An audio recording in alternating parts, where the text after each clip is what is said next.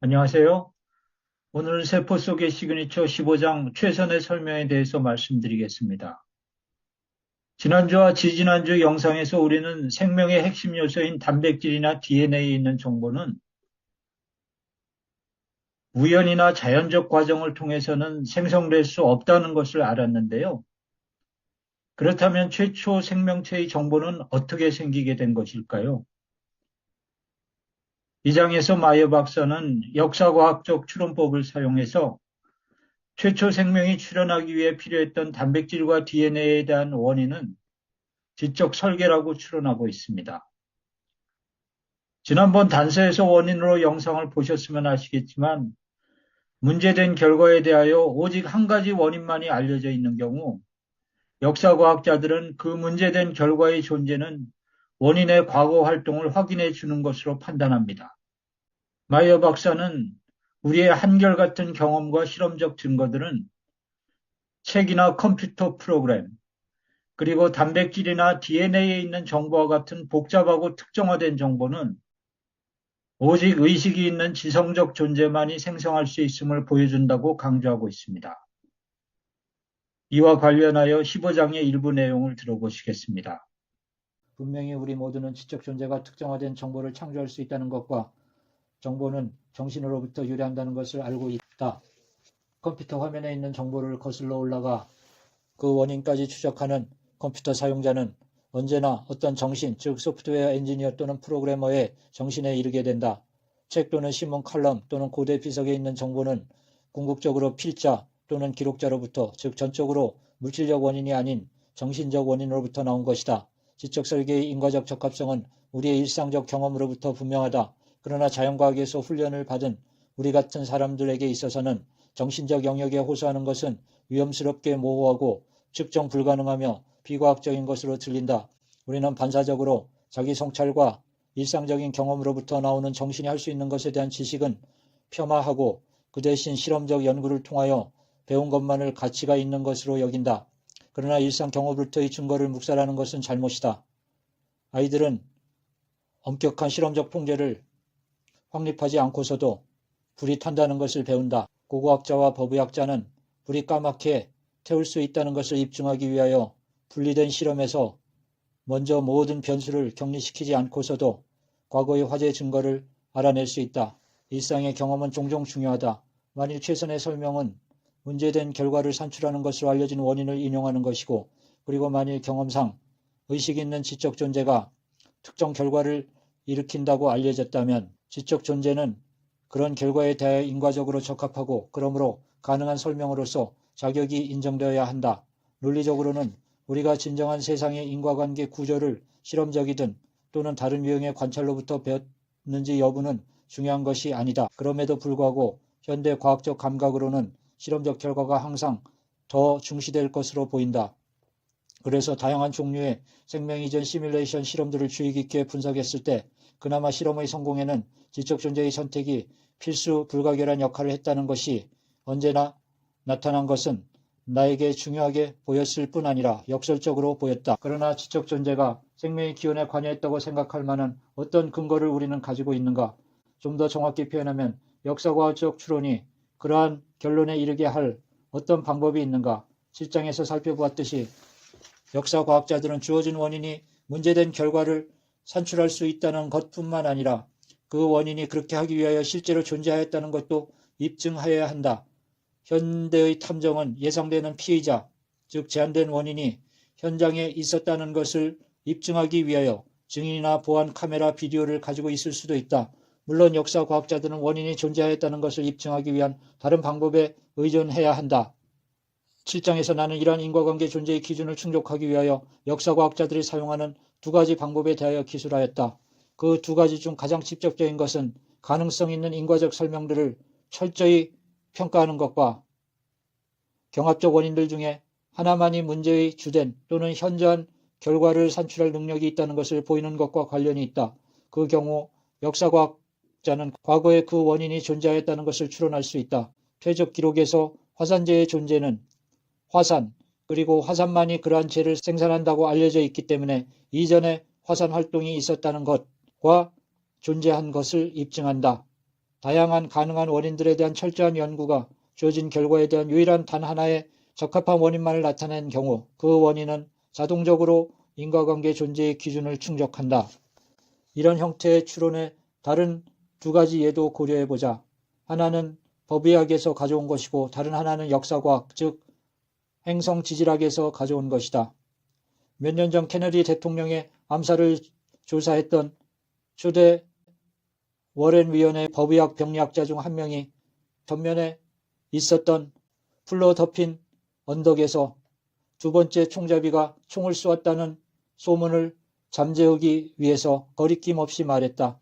케네디 대통령의 두개골 뒤쪽에 있는 총탄 구멍은 그 총탄이 뒤쪽에서 두개골로 들어갔다는 것을 명백히 보여주는 특징적 사면 패턴을 증거하고 있었다. 그 병리학자는 그 패턴이 오직 한 가지 가능한 진입 방향만을 지시하고 있기 때문에 그 사면 패턴을 특징적 진단이라고 불렀다. 뒤쪽에서 진입해온 것이 사면 패턴의 유일한 알려진 원인이므로 그 패턴은 법의학 병리학자들이 총탄의 탄도를 진단케 하였다. 여기에 결과로부터 유일한 원인을 추론하는 또 다른 예가 있다. 화성의 지형은 지구에서 흐르는 물에 의하여 만들어지는 것과 유사한 침식의 증거, 즉 도랑과 시내를 나타낸다. 비록 현재 화성은 그 표면에 상당한 양의 액체물은 없지만 행성학자들은 그럼에도 불구하고 화성이 한때는 과거에 그 표면에 상당한 양의 물이 있었다고 추론하였다. 왜 그러한가? 지질학자와 행성학자는 오늘날 화성에서 관찰되는 종류의 침식의 특징을 만들어낼 수 있는 흐르는 물 이외의 다른 어떤 원인을 관찰해 본 적이 없다. 역사과학의 추론 과정은 합리적이고 직관에도 부합하기 때문에 그러한 예들로 책장을 가득 채울 수도 있을 것이다. 철저한 연구가 주어진 결과를 생산해낼 능력이 있는 오직 한 가지 형태의 원인만을 드러낸 경우 연구자는 문제된 결과로부터 유일하게 적합한 원인을 추론할 수 있다. 논리적으로 그 원인이 문제된 결과를 산출하기 위해 필요한 것으로 알려진 경우 그 원인이 과거에 존재한 것을 그 결과로부터 추론할 수 있다. 만일 주어진 결과에 대하여 오직 하나의 알려진 원인만이 있고 다른 어떤 알려진 원인도 없다면 그 결과의 존재는 명백히 그 유일하게 적합한 원인을 다시 가리킨다. 이런 이유로 세포내 특정화된 정보는 생명의 기원에 있어서 지적 활동의 존재와 과거의 행위를 입증해준다. 경험은 다량의 특정화된 복잡성 또는 정보, 특히 코드와 언어는 언제나 지적 원인으로부터, 즉 정신 또는 인격적 존재로부터 기인한다는 것을 보여준다. 지성이 특정화된 정보의 유일한 알려진 원인이므로 적어도 비생물적 원천에서부터 시작할 때 가장 단순한 생물체에서조차 특정화된 정보가 풍부한 서열이 존재하는 것은 분명히 설계의 지성의 과거의 존재와 활동을 가리킨다. 이런 추론은 역사과학 및 법의학에서 사용되는 논리적으로 타당한 추론 방법에 의하여 얻어진다. 일상적 경험과 실험적 증거 모두는 지적 설계를 정보의 필수적 조건 및 원인으로 확인해 주기 때문에 비록 원인 그 자체는 직접 관찰될 수 없지만 정보가 풍부한 결과로부터 지성의 과거 활동을 탐지 또는 역추지할 수 있다. 웰컴 투 디즈니랜드라고 쓴 꽃들의 패턴은 놀이공원의 방문객들에게 비록 그들이 그 꽃들이 심겨지거나 배열되는 것을 보지는 못했어도 지적 활동을 탐지할 수 있도록 해준다.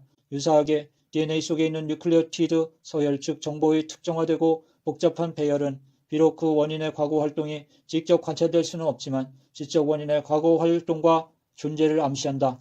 다양한 분야의 과학자들은 지성과 정보의 관련성을 인정하며 그에 따라서 추론한다. 고고학자들은 어떤 기록자가 로제타 스톤에 글을 새겼다고 추정한다. 진화 인류학자는 자연적 원인에 의하여 생성되었다고 하기에는 그 형태와 기능에 있어서 너무나 특정한 모양의 석기로부터 초기 원시 인류의 지성을 입증한다. 나사의 외계 지성 탐색 세티는 우주에서 오는 전자기 신호 속에 내포되어 있는 어떤 특정화된 정보라도 지적 원인을 나타낸다고 전제한다. 아직까지 전파 천문학자들은 그러한 정보를 지닌 신호를 발견하지 못했다. 그러나 더 가까운 지구에서 분자생물학자들은 정보가 풍부한 서열들과 시스템들을 세포 내에서 확인하였는데 이것은 동일한 논리에 의하여 그러한 결과에 대한 지적 원인의 과거 존재를 가르쳐 준다.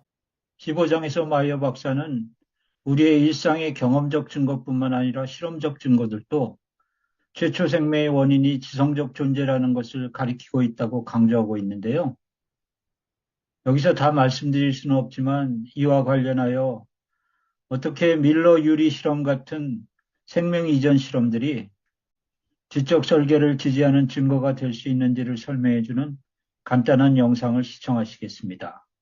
생명 이전 시뮬레이션 실험이란 지난번 밀러 유리 실험처럼 생명이 없던 상태에서 보다 간단한 화학 물질로부터 화학 반응을 통해서 아미노산이나 뉴클리오티드 염기 같은 생체 관련성 분자를 생성하려는 실험인데요.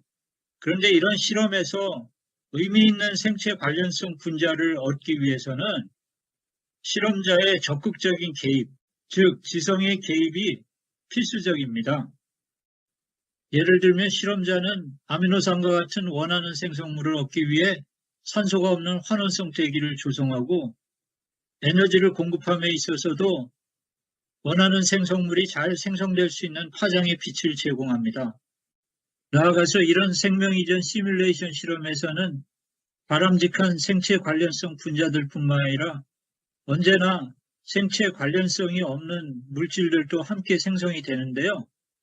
그래서 그냥 놔두게 되면 이 둘이 서로 반응해서 원하는 생성물들을 다 없애버리기 때문에 실험자는 생체 관련성 분자들을 보존하기 위해서 실험에 적극적으로 개입해야 됩니다.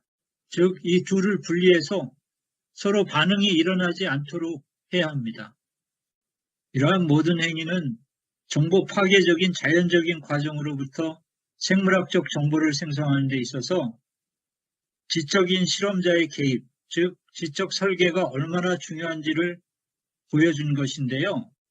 결국 생명 이전 시뮬레이션 실험은 원래 실험의 의도와는 다르게 생물학적 정보 생성에 있어서 지성이 핵심적인 역할을 한다는 것을 보여준 실험이 되었습니다. 시청해 주셔서 감사합니다.